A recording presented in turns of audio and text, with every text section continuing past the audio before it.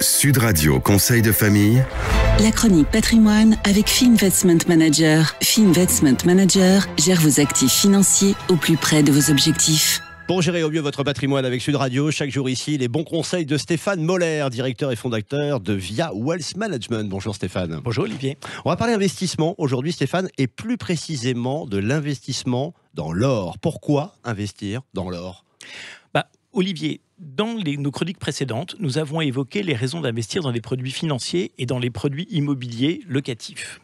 Vous vous souvenez d'ailleurs, vous pouvez retrouver ces podcasts sur notre blog, oui, bien sûr. Conseil de famille.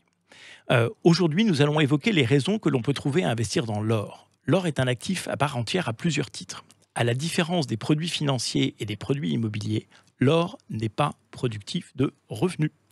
Des actions produisent des dividendes, des obligations des coupons, l'immobilier des loyers. Tous ces actifs s'apprécient au travers de leur valeur de rendement actuelle et future. Mais l'or ne rapporte rien. Non mais c'est énorme ce que vous nous dites Stéphane Moller. L'or ne rapporte rien. Alors à quoi ça sert d'acheter de l'or ? L'or est en même temps une valeur refuge et un actif purement spéculatif. Valeur refuge parce que sa valeur augmente en cas de crise. En fait, on imagine que si le monde devait un jour s'arrêter de tourner, toutes les transactions se feraient en or et que sa valeur deviendrait alors presque infinie au regard des autres actifs que vous pourriez posséder.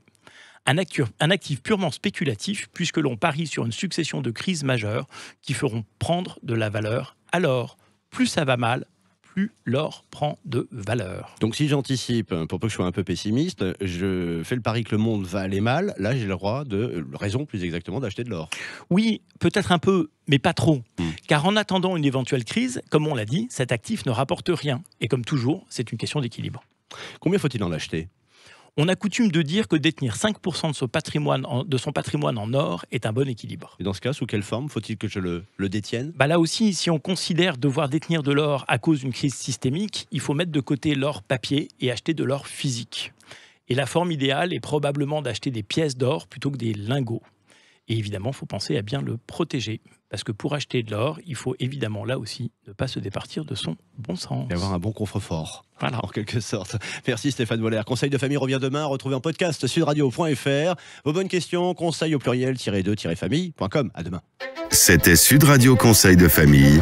La chronique patrimoine avec Finvestment Manager. Finvestment Manager gère vos actifs financiers au plus près de vos objectifs.